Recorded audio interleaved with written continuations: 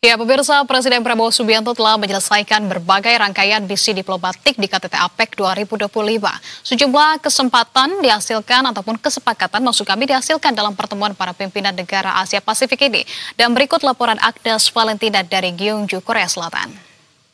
Presiden Prabowo Subianto secara resmi telah menyelesaikan rangkaian kegiatan konferensi tingkat tinggi KTT APEC 2025 dan dalam pelaksanaannya Presiden Prabowo Subianto telah menyelesaikan berbagai jadwal kenegaraan yakni bertemu dengan 21 kepala negara anggota APEC, kemudian melakukan gala dinner hingga melakukan pertemuan diplomatik dengan Selandia Baru dan juga Korea Selatan.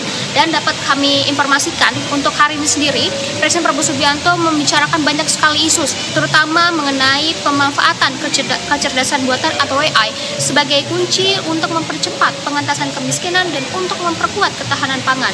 Presiden Prabowo Subianto menyatakan di Indonesia sendiri pemanfaatan AI sudah memperoleh manfaatnya terutama dalam bidang pertanian. Ia menyoroti adanya pertambahan produktivitas pertanian pada sektor beras dan juga jagung. Sehingga ia menyatakan bahwa pemanfaatan AI adalah menjadi komitmen negeri Indonesia untuk bisa keluar dari kemiskinan dan juga kelaparan. Selain itu juga Presiden Prabowo menyatakan bahwa pemanfaatan teknologi modern ini dapat kembali lebih maksimal jika lewat kolaborasi antar negara khususnya di kawasan Asia Pasifik. Sehingga ia menyatakan ingin sekali melakukan kolaborasi dan kerjasama yang erat tentunya bagi negara-negara yang tergabung dalam anggota APEC 2025 ini. Selain menghadiri forum diskusi dengan 21 negara anggota APEC, Presiden Prabowo Subianto juga sempat melakukan pertemuan bilateral dengan Korea Selatan, khususnya bertemu dengan Presiden Korea Selatan Lee Jae-myung bersama dengan para menteri. Dan tidak sendiri, Presiden Prabowo Subianto juga turut dihadiri para beberapa menteri di Kabinet Merah Putih, seperti ada Menteri Luar Negeri, lalu ada Menteri Perdagangan, Menteri Investasi, dan juga ada Sekretaris Kabinet yang turut mendampingi Presiden Prabowo Subianto memasuki ruang bilateral. Dan dalam pertemuan tersebut tadi terlihat berlangsung dengan santai dan juga baik, atmosfer dan juga vibes kedua negara sangat positif begitu, dan terjadi beberapa diskusi dan juga isu-isu strategis dibicarakan.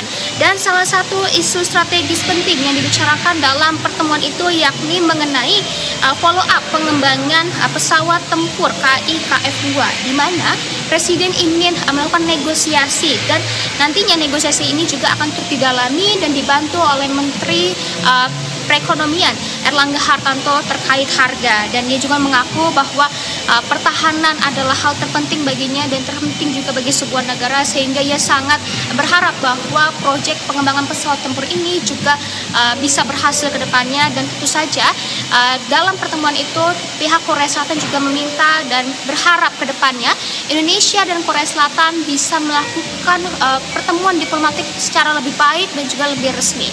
Dan langsung melaporkan dari Gyeongju, Korea Selatan, Agnes Valentina, Berita 1 melaporkan. Ya, pemirsa, kemacetan terjadi pasca konser Blackpink di